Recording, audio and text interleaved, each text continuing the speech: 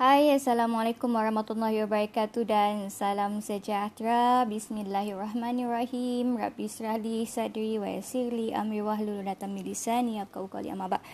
Okey, seperti yang saya ada janjikan hari itu, saya akan kongsikan sedikit ulasan saya berkenaan dengan di box. Okey, dengan satu lagi adalah berkenaan dengan perubatan Islam. I'm sure this one is already outdated. Okay, dah lepas dah tempoh masa tu orang viral berkenaan dengan di box lah apalah. Okay, tetapi saya rasa ini tanggungjawab saya. So hari tu saya ada promisekan untuk share sedikit saya punya pandangan. Okay, berdasarkan pengalaman, berdasarkan pandangan peribadi berserta dengan apa yang saya yakini lah. Okay. Apa yang baik tu ambil, yang buruk tu anda tolak ke tepi. Okay? Yang baik tu datang daripada Allah, buruk itu datang daripada kelemahan diri saya sendiri. Okay? Jadi saya ini ulas berkenaan dengan isu ini berdasarkan pengalaman, dan satu lagi adalah berdasarkan apa yang saya percaya dan saya faham. Okay? Berkenaan dengan isu di box. Dengan satu lagi adalah berkenaan dengan perubatan Islam. Okay? Jadi saya tak nak ada sesiapa yang offended lah. Jadi dengar video ini daripada awal sampai akhir. Dengar live ini daripada awal sampai akhir supaya tidak timbul salah faham. Okay, yang pertama berkenaan dengan di box. Sebelum saya ulas berkenaan dengan di box tu, saya nak bercakap tentang dakwah dulu. Okay, dakwah ini bukan berdasarkan nama. Maksudnya kalau anda ustaz, anda ustazah, anda memang belajar tentang agama, itu satu bonus untuk anda lah. Okay, maksudnya penyampaian agama daripada segi dakwah itu mungkin lebih lancar sebab anda ada ilmu pengetahuan yang khusus berkenaan dengan agama Islam. Namun dakwah ini bukan hanya daripada segi orang cakap kita bercakap tentang nas-nas Al-Quran, tetapi menyampaikan ilmu, menunjukkan akhlak yang baik juga adalah satu dakwah. Okey, jadi bila kita nak berdepan dengan keadaan di mana jelas-jelas nampak salah, kita perlu ada akhlak yang terpuji, mengikut bagaimana Islam ini menegur sesiapa yang berbuat kesilapan. Jadi saya tak nak kritik mana-mana pihak secara terbuka. Jadi saya nak sampaikan benda ini sehikmah yang mungkin lah. Okay? Tidak sampai melukai hati mana-mana pihak. Kalau boleh. Tapi kalau masih ada yang terluka akibat daripada apa yang saya cakap ini, itu bukan dalam bidang kuasa saya lagi dah. Okay? Saya cuba untuk bagi benda ini secara general supaya tidak kita menyalahkan mana-mana pihak. Okay? So dakwah ini bukan hanya individu-individu yang berada dalam keagamaan, tetapi dalam bidang agama, tetapi juga dakwah ini adalah diri kita sendiri. Sebagai orang yang menganuti agama Islam, kita berdakwah mengikut tahap kita sendiri. Maksudnya kalau saya pengetahuan pada bidang ini, jadi saya dakwah berdasarkan benda ini. Jadi kita semua ni pendakwah. Saya dengan rakan-rakan semua yang beragama Islam, kita semua ni pendakwah. Cuma cara kita berdakwah mungkin berbeza. Ada orang berdakwah dengan cara menzahirkan perbuatan atau sikap yang baik, okay, kepada mereka yang bukan beragama Islam, pada mereka yang beragama Islam, okay. Tetapi dalam masa yang sama juga ada juga orang berdakwah menggunakan perkataan atau kata-kata. Jadi saya harap anda fahamlah apa yang cuba saya sampaikan dekat sini. Saya bukan memandai-mandai. Apa yang saya tahu tu saya terangkan ikut limit pengetahuan saya. Saya tak nak melampaui ataupun melepasi batas-batas tersebut. Okey, berkenaan dengan di box. Bila tular dalam social media berkenaan dengan isu ini, saya nak komen, tetapi dalam masa sama saya masih sibuk dengan pekerjaan saya. Jadi saya rasa I give time, okay, untuk benda ini lepas dahulu. Sebab saya memang biasa macam tu. Saya takkan directly, kalau ada isu tersebut saya akan terus komen. Tak, saya akan digest dulu, tengok dulu daripada segi sudut pandangan mereka, tengok video tu dulu ke. Okay, lepas tu baru saya akan komen. Okay, so di box. Kenapa saya cakap bila orang buat konten seperti ini, ia boleh menimbulkan satu bentuk kempen, okay, ke arah perbuatan syirik, okay. Sebab bila kita melakukan sesuatu sehingga menimbulkan ketakutan dalam diri kita sendiri, kita sebenarnya boleh membuat kempen ini kepada orang cakap orang-orang dekat luar sana. Maksudnya orang-orang dekat luar sana akan rasa tertarik untuk berbuat benda yang sama. Okay, contohnya sekarang ini kalau anda search dalam YouTube memang banyak berkenaan dengan di box. Ada yang buat challenge lah, ada yang buat unboxing benda tu lah, and then benda itu sebenarnya tidak baik. Okay, bayangkanlah, okay, kalau anda ini seorang YouTuber, misal katanya seorang content creator yang berpengaruh. Anda buat benda tersebut, kemudian pamerkan kepada orang awam dan orang ada persepsi masing-masing terhadap apa yang berlaku. Misal katanya, mungkin daripada sisi anda nampak nombor 9, tapi pada sisi saya nampak nombor 6. So, orang mentafsirkan benda tersebut berdasarkan pendapat dan pandangan masing-masing. Bukan berdasarkan fakta dan pegangan yang betul. Kiranya anda tidak explain benda itu secara terperinci lah, okay, apa sebab benda itu dibuat, anda terangkan berkenaan dengan daripada segi Islamnya macam mana, apa yang boleh dibuat, apa yang tak boleh dibuat. Jadi orang akan salah faham dan akan melakukan perbuatan yang sama seperti mana anda lakukan, walaupun itu bukan tujuan sebenar anda. Okay, faham? So, bila orang ini buat konten seperti ini, saya tak tahu apa reason dia lah. Maybe dia nak view ke, ataupun maybe memang betul-betul nyata benda itu berlaku ke. Saya tak kisah apa dia punya result. But for me, bila you buat seperti ini, you campaign secara tidak langsung untuk tarik orang ke arah perbuatan-perbuatan syirik. Sama ada anda sengaja ataupun tidak. Katakanlah orang ini ada pengaruh yang besar tadi, anda tarik seorang, okay, yang salah faham maybe tentang video anda, walaupun tujuan bukan untuk kempen buat di box ataupun menghampiri benda-benda yang syirik ini tadi. Tetapi bila anda seorang yang buat benda tersebut dan diikuti oleh orang lain, anda akan dapat saham dosa yang sama. Faham?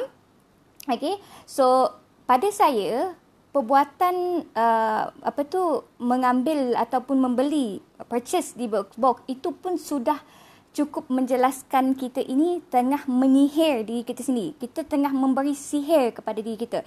Contoh macam orang cari penyakit lah. Okay, bila kita beli sesuatu yang tak kisahlah. Okay, tak kisahlah. Okay, bukan di box pun. Okay, kata kalau orang ni beli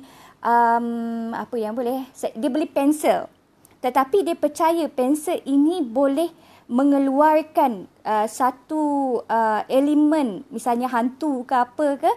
Kalau yang itu pun ia lambang kepada orang cakap ketakutan dan mengarah orang kepada syirik, okay, ia sama seperti kita menyihir diri kita sendiri. Faham? Okay, kita bukan disihir oleh orang lagi, disihir oleh orang itu letak, tapi kita tengah menyihir diri kita sendiri. So, pada saya perbuatan membeli atau purchase di box ini adalah perbuatan menghampiri syirik. So, syirik dosa. Kalau saya nak bercakap pasal dosa kita dengan Allah, kita boleh minta ampun. Dosa kita pada Allah, kita boleh minta ampun. Dosa kita pada orang lain, kita boleh minta maaf. Tetapi satu-satu dosa yang tidak akan diampunkan oleh Allah Subhanahu Wa Taala kecuali kalau orang itu bertaubat adalah dosa syirik ataupun menyekutukan Allah. Bagaimana kita menyekutukan Allah? Dengan pelbagai cara. Salah satu daripadanya syirik secara nyata. Okey, bila kita mempercayai ada kuasa yang boleh mengancam, memberi kebaikan, ataupun ada kuasa yang boleh menakut-nakutkan kita selain daripada Allah, kita secara tidak sengaja. Okay, saya tak cakap orang ni syirik secara sengaja lah, mungkin it's too harsh untuk diterima. Tetapi kalau saya cakap syirik secara tidak sengaja tetapi kesannya tetap sama, okay, you merasakan bahawa ada benda yang lebih ditakuti, melebihi daripada ketakutan kita pada Allah. Sekiranya satu kuasa itu boleh membahayakan diri kita, mendatang ke kemudaratan pada diri kita, dan kita percaya sesuatu perkara itu boleh memberi satu magic dalam kehidupan kita. Kita sebenarnya menghampiri diri kita kepada syirik. Okey? So, saya harap anda faham jelas benda ini. Okey? Di box ke apa ke yang anda beli daripada luar, mungkin selepas ini ada orang beli tempayan kecil tu ke, and then unboxing benda tu, kemudian anda beli patung ke, kemudian anda percaya bahawa patung itu boleh mengeluarkan kuasa, boleh mengeluarkan spirit-spirit tertentu yang boleh membahayakan kita. So itu sebenarnya perbuatan menghampiri syirik dan ditegah sama sekali dalam agama Islam. Okey, kita sebagai orang yang beragama Islam, dia ada rules. Kita nak buat apa-apa pun kita boleh buat. Tetapi kalau sesuatu yang melanggar akidah, sesuatu yang melanggar undang-undang agama, jangan cuba-cuba buat. Faham? Okey? Jangan buat benda tersebut. Kenapa? Sebab apa sekalipun alasan dia, macam saya cakap sebelum ini kan, akidah, akhlak ini, Islam ini benda yang pertama. Undang-undang dalam agama ini benda yang pertama. Dan apa-apa alasan sekalipun tidak pernah akan dapat melewati pegangan akidah ini tadi. Kalau akidah kita dalam agama Islam sudah menetapkan peraturan dia macam ini, jangan lepas daripada kawasan itu. Apa sekalipun alasan, sama ada alasan anda nak mencuba benda-benda baru, ini tak, kita bagi alasan macam-macam jenis alasan kan. Kita nak cakap diri kita tak ada salah lah, kita just nak tahu sama ada benda ini betul atau tidak. Okay, perasaan ingin tahu tu pun sebenarnya dalam bentuk sihir, sihir kepada diri kita sendiri. So bila kita ada tergerak hati nak mencuba ke arah tersebut, itu adalah sihir kepada diri kita. So orang selalu salah faham sihir ini orang kirim. Selalu kan orang salah faham, aku kena sihir dengan dia. Tak. Sihir ini boleh datang daripada diri kita sendiri kalau kita mempercayai ada kuasa yang memberi kebahagiaan ataupun anugerah kepada kita, ada kuasa yang boleh menakutkan kita, ada kuasa yang boleh mengancam keselamatan kita. So itu adalah sihir kepada diri kita sendiri. Tak kisahlah apa bentuk benda tersebut, benda itu tetap salah. Salah, tetap salah. Jadi saya nak bagi kempen kepada semua orang, jangan buat dan jangan cuba apa-apa yang berkaitan dengan benda-benda yang boleh menghampiri kita kepada syirik. Okey, sekarang saya pergi pada elemen yang kedua, iaitu saya nak cakap pasal perubatan Islam. Kalau nak bercakap pasal pengalaman, okey, saya boleh ceritakan pengalaman saya. Tetapi pengalaman saya mungkin ada orang yang lebih ekstrim daripada apa yang saya alami. Okey, kalau ikut cerita pengalaman saya dah berapa tahun ni, yang saya ingat saya adalah semenjak saya usia 5 tahun. Kemudian yang diingati oleh ibu dan ayah saya, memang sejak saya masih kecil. Okey, masih baby, belum pandai berjalan. So kalau saya ceritakan pengalaman ini, nanti saya akan describe dan apa kaitannya dengan perubatan Islam, nanti saya akan explain one by one. Okey. So pengalaman saya berkenaan dengan perubatan ini. Perubatan mengubati benda-benda yang tidak nampak. Maksudnya seperti sihir ke, benda-benda yang bukan berkaitan dengan sakit fizikal, sakit-sakit saintifik ini tadi. Okey, saya pernah berada dalam keadaan itu semenjak usia saya 5 tahun. Masa kecil, saya cerita masa kecil dululah. Masa kecil, usia kalau tak salah saya dalam 7 bulan kalau tak salah, yang diberitahu diceritakan oleh ibu dan ayah saya. Sebab saya percaya mak ayah saya, dia bukan bercakap benda yang tipu, dan ada juga saksi yang melihat perkara tersebut. Masa saya baby, okey, masa saya masih budak-budak, umur 7 tahun, kalau anda ingat macam rumah Melanau kan, dia tinggi. Okay, rumah dia tinggi. Kemudian tangga dia memang tinggi. So depan tangga tu dia akan letak satu dia ada penghadang. Okay, jadi budak tak boleh keluar lah. Okay, masa 7 bulan saya tak pernah berjalan lagi. Tetapi jarak dengan rumah ni dengan jalan agak jauh. Okay. So satu hari ni ada seorang tua, orang tua lah, dia dah meninggal arwah. Okay. Dia jumpa saya dekat tengah-tengah jalan merangkak. Okey, jadi dia marahlah, why anak budak ni ada dekat sini. So masa saya budak-budak lagi, saya dah berada dalam keadaan di mana saya ada gangguan-gangguan seperti ini. Okey, maksudnya mungkin ada yang nak ambil ke, I'm not sure why, tapi badan saya tidak ada cala balar. Dalam keadaan logik, tidak mungkin saya akan dijumpai oleh individu dekat tengah-tengah jalan dalam usia saya 7 bulan. Saya tak pandai merangkak ke bawah, dan tidak ada cala langsung dekat tubuh badan saya, tangan, kaki tidak ada cala langsung. So impossible. So benda ini ada juga elemen ke arah itu. So itu sejak daripada budak. Umur saya start 5 tahun. Kenapa saya cakap pasal 5 tahun? Sebab umur saya 5 tahun pun saya dah mula sedar, dan keluarga pun dah mula sedar yang saya boleh nampak. Maybe lebih awal daripada itu, cuma yang seingat saya tak nak bercakap based on apa yang orang lain tahu, yang saya lihat. Okey, tapi saya nak bercakap based saya punya pengalaman memang sejak 5 tahun. Okey, saya boleh nampak benda-benda tersebut. Pada awalnya family pun mungkin ingat benda itu adalah satu anugerah. Sebenarnya tidak. Macam mana budak umur 5 tahun ada anugerah seperti itu, sedangkan benda ini adalah ada daripada segi unsur-unsur gangguan. Okey, gangguan apa? Gangguan nanti saya terangkan kemudian lah. Okey, gangguan-gangguan iblis, syaitan dengan jin. Okey, dan benda-benda ini semua dalam proses, macam daripada umur 5 tahun tu hingga ke besar. Okey, sehingga pada usia saya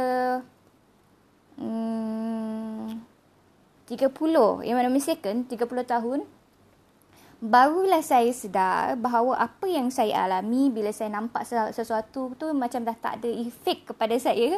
Okay, saya boleh nampak pada ketika itu orang cakap hijab tu buka. Okay, boleh nampak something, everything. Boleh rasa. Okay, insting tu sangat kuat. Kemudian macam-macam lah yang kita rasa pada ketika itu. Pada saya, dalam pemikiran saya, ini adalah apa yang Allah bagi ujian kepada diri saya. Okay? Kemudian, bila saya sedar yang saya silap, itu bukan satu bentuk anugerah, okay? Tetapi adalah penyakit yang kita alami dalam diri kita akibat daripada pengaruh gangguan jin. Okay? So, selepas itu, saya cari perubatan Islam. Perubatan Islam yang pertama, yang benar-benar perubatan Islam adalah pada 2018. Which is 2 tahun lah, lebih kurang 2 tahun lebih yang lepas. Okay? 2 tahun yang lepas, itu perubatan Islam yang saya betul-betul dapat. Sebab sebelum perubatan Islam 2018 tu, saya cari apa ciri-ciri perubatan Islam yang sebenar. Apa ciri perubatan Islam yang tidak tepat. Okay, so kalau saya cakap perbuatan Islam yang salah, nanti pula ada yang orang-orang terasa hati. So, which is saya tak nak benda itu berlaku, saya akan cakap secara general. So, ciri-ciri perubatan Islam yang sebenar. Okay, pertama, perubatan ini hanya menggunakan Al-Quran. Sekiranya seseorang tersebut, yang orang yang tukang ubat, tak kisahlah dia siapa pun, sekalipun dia berjubah sampai bermeter-meter pun, dia pakai serban macam mana sekalipun, dia punya perwatakan, saya tak nak kisah pasal benda tersebut. Yang paling penting sekali, seorang yang melakukan menjalankan perubatan Islam, dia mestilah hanya menggunakan Al-Quran semata-mata, tidak menggunakan elemen-elemen yang lain. Dia menggunakan Al-Quran dan dia menggunakan ayat-ayat doa yang dianjurkan dalam perubatan Islam itu sendiri. Okey, maksudnya dekat sini, bila dia ada bacaan-bacaan yang lain yang direka, okey, tidak memohon sesuatu tersebut kepada Allah tetapi kepada kuasa-kuasa yang lain. Maybe dia minta daripada wali ke, minta daripada ini ke, minta daripada nama ini ke, tak. Okey, benda yang diminta itu mesti terus kepada Allah Subhanahu Wa Taala. Jadi perubatan Islam yang sebenar, kalau nak tengok ciri-ciri dia, dia menggunakan Al-Quran dan doa-doa yang dikhususkan dalam perubatan Islam itu sendiri. Apa-apa jenis doa, okay, asalkan dia memang meminta kepada Allah, bukan meminta kepada zat-zat yang lain. Okay, that is first. Second one, perubatan Islam, orang yang tukang ubat tidak ada mediations. Maksudnya tidak ada perantaraan antara mereka. Dia tak ada perantaran barang ataupun orang perseorangan. Maksudnya dekat sini, orang ini, dia tak boleh panggil jin untuk masuk dalam, serap dalam diri individu tersebut. Kemudian individu tersebut bercakaplah dengan dia, berbual dengan dia. Dan orang yang menjadi mediasi ini mungkin orang yang dalam tim perubatan itu. Tidak boleh. Sebab apa? Sebab orang yang benar-benar mengamalkan perubatan Islam, dia tidak boleh melihat jin dan tidak boleh bekerjasama pun dengan jin. Okey? Sebab jin yang mengganggu manusia, dengar baik-baik jin yang mengganggu manusia adalah jin yang fasik dengan satu jin yang kafir. Jin Islam dia tak kacau. Jadi bagaimana kita nak bekerjasama dengan jin yang fasik, dengan jin yang kafir? Okey, dengan jin yang tidak mempercayai bahawa kekuasaan Allah itu ada, Okey, tapi kita bekerjasama dengan dia, minta dia bagi tahu apa benda ini semua. Sebab kita tahu sebaik-baik jin adalah sejahat-jahat manusia. Anda nampak orang yang paling jahat dekat dunia ini? Kalau dalam Al-Quran ni siapa? Okey, Abu Jahal. Paling jahat, lebih jahat daripada orang yang paling jahat dekat dunia. Dan yang paling baik itu adalah paling jahat dekat dunia. Anda faham apa yang saya maksudkan? Jadi bila mereka melakukan sesuatu, mereka letakkan jin dalam badan seseorang, kemudian orang ini berkomunikasi lah dengan dia, bercerita tentang apalah macam-macam lah, bercerita seperti Dajjal ke bercerita berkenaan dengan makhluk atau jin yang ini ke tidak. Maksudnya sekarang perubatan Islam ini kena direct antara orang ini dengan individu yang diubat tersebut.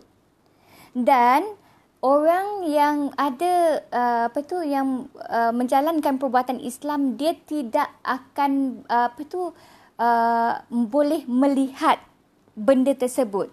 Sebab melihat jin bermaksud seseorang itu sudah ada pengaruh jin pada mata dia. Sebab hanya jin yang boleh melihat jin. Okey, jin maksudnya tersembunyi. Sifat dia tersembunyi. Insan, okey, sifatnya nyata. So, kalau jin ini bersifat tersembunyi, dia tak boleh dilihat oleh manusia, di mana jin boleh melihat kita. Faham? Okey? So, ada orang tanya ni, cakap boleh ke? Orang itu boleh rasa, boleh. Rasa tu mungkin, tetapi melihat itu tidak dapat. Tidak boleh. You tak boleh nak buat benda seperti itu kecuali kalau anda berada dalam keadaan saya pada ketika itu. Di mana dalam tubuh badan saya, dalam diri saya ada gangguan jin, iblis, syaitan, everything dalam badan saya. Dan kemudian benda tersebut yang membantu saya, yang membolehkan, bukan membantu, maaf saya guna perkataan ni, membuatkan saya boleh melihat benda-benda yang tidak betul. Maksudnya benda yang tak sepatutnya dilihat oleh mata kasar manusia. So, kalau seseorang pengubat ataupun macam mana pengamal perubatan Islam yang mendakwa diri dia boleh melihat jin, maksudnya bila dia ubat anda, dia kena ubat diri dia dulu. Faham? Okey, dia kena ubat diri dia dulu, barulah dia mengubati orang lain, sebab mata dia tengah dirasuki syaitan, mata dia tengah dirasuki jin, mata dia tengah dirasuki ialah syaitan. So kalau kita bezakan iblis dan syaitan ni banyak panjang penjelasan dia. Okey, kalau senang cakap, sebelum datang Nabi Adam, sebelum sujud Adam ini tadi, sebelum sujud Adam, sebelum Allah meminta iblis untuk sujud pada Adam, itu masih dipanggil sebagai iblis. Bila masa dia iblis ingkar untuk sujud kepada Adam, dipanggil sebagai syaitan. Okey, so apa-apa yang ingkar untuk tidak sujud pada Adam pada ketika itu dipanggil sebagai syaitan. Nanti kalau ada masa mungkin saya jelaskan kemudian lah. So itu benda yang kedua tadi. Orang yang mengamalkan perubatan Islam, dia tidak boleh melihat makhluk dan tidak ada mediasi. Dia kena direct kepada orang yang mengubati itu tadi. Okey? Apa lagi ciri-ciri dia? Okey, perubatan Islam ini dia tidak memerlukan benda-benda yang terlalu sukar untuk didapati oleh individu berkenaan. Misal katanya, kita tak perlu nak guna ada korban untuk memberi jajan lah, bukan jajan ni, sesajen apa orang cakap yalah sesajen, anda faham lah. Okey, yang sembahan kepada makhluk ini tadi. Misal kata dia suruh potong ayam hitam, kemudian dia suruh korban burung ke, dia suruh korban kambing ke, ini bagi darah ke, everything. Itu bukan perubatan Islam. Perubatan Islam yang sebenar, dia tak gunakan benda tersebut. Perubatan Islam dia bergantung sepenuhnya kepada Allah Subhanahu Wa Taala, dan banyak ciri-ciri sebenarnya yang boleh saya jelaskan dekat sini. Okey, kita boleh cam. Okey, hati kita, jiwa kita sendiri tahu apa yang yang dibuat oleh orang ini tadi. Jadi jangan terpengaruh dengan bentuk ataupun cara fizikal mereka menjelaskan dengan dengan nas-nas agama. Okey, orang boleh berlakon dengan benda-benda tersebut. So please jangan terpengaruh dengan unsur perubatan, nampak seperti unsur perubatan Islam tetapi mendekatkan diri kita dengan sihir. Okey, sebenarnya kadang-kadang bila orang Malaysia ni lah, netizen lah selalunya, okey, dia akan mudah terpengaruh dengan benda-benda yang berunsur magic. Okey, nampak macam tiba-tiba berubat dia, esokkan hari dia dah rasa I feel really sangat-sangat tenang, kemudian tak ada dah sakit-sakit badan, tak ada sakit kepala. So we call that magic. Sebenarnya itu adalah kerjasama di antara orang yang mengatakan dia pengamal perubatan Islam, tetapi sebenarnya dia tengah bekerjasama dengan jin itu tadi yang ada pada diri dia untuk keluarkan penyakit itu daripada tubuh anda, kemudian akan mengembalikan kepada anda. Sebab jin yang mengganggu kita, dia takkan sewenang-wenangnya. Mesti ada benda yang deal lah antara mereka ini. Dia macam ada MOU lah antara mereka untuk lepaskan anda sekejap, dan kemudian anda akan datang kembali kepada orang tersebut untuk berubat setiap kali anda sakit. So itu adalah satu lagi tanda kepada perubatan Islam yang tidak benar-benar mengamalkan perubatan Islam. Dia mesti berpegang sepenuhnya kepada Al-Quran dan berserah kepada Allah Subhanahu Wa Taala. So kalau ada apa-apa soalan, anda boleh jelaskan dekat bawah, sebab mungkin saya buat ni secara spontan berdasarkan pengalaman pribadi saya dan berdasarkan apa yang saya faham. Tetapi kalau anda nak cakap pasal sihir ni, saya tak menolak kemungkinan itu. Saya percaya pada benda gaib. Itu adalah salah satu daripada rukun iman. Mustahil saya tidak percaya adanya iblis, syaitan, jin dan benda-benda gaib seperti ini. Jadi saya percaya. Saya percaya dan saya beriman dengan dia.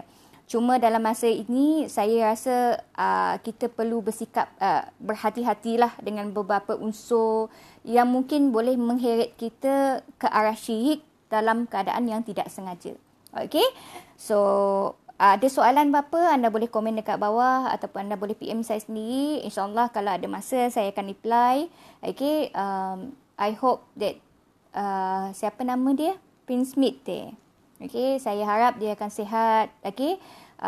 Nak pulihkan dia macam mana? Pulihkan dia dengan cara diri kita sendiri. Kita sendiri boleh ruqyah diri kita sendiri. Ruqyah mandiri namanya. Banyak cara sebenarnya.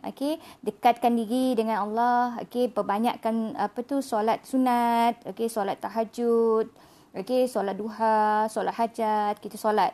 Solat taubat. Hampirkan diri kepada agama, baru insyaAllah benda itu akan terhindar dengan sendiri. Kalau orang ubati kita, kalau diri kita sendiri tak nak berubah, diri kita sendiri tak nak berubat, tak nak baik, ia akan kekal dalam diri kita sampai bila-bila. So I hope lah this person yang buka di box ini, bukan sebab di box itu yang buat dia seperti itu, sebenarnya dia dalam keadaan dia menyihir diri dia sendiri. So itu pandangan saya lah. Kalau anda setuju, anda setujulah. Kalau anda tak setuju, itu terpulang pada diri anda. So, saya tak ada kuasa ke arah itu. Yang penting sekali, saya dah sampaikan apa yang saya tahu dan apa yang saya percaya. Nak marah ke, nak bidas saya ke, itu terpulang pada diri anda sendirilah. Saya serahkan niat saya, hati nurani saya, keseluruhannya kepada Allah Subhanahu Taala. Allah lebih layak untuk menilai apa yang saya niatkan dalam saya menyampaikan benda ini. So I hope anda semua faham. So I think that's all for me. Thank you very much for watching and then have a good day guys. Assalamualaikum warahmatullahi wabarakatuh dan salam sejahtera. I keep my promise, right? Bye bye.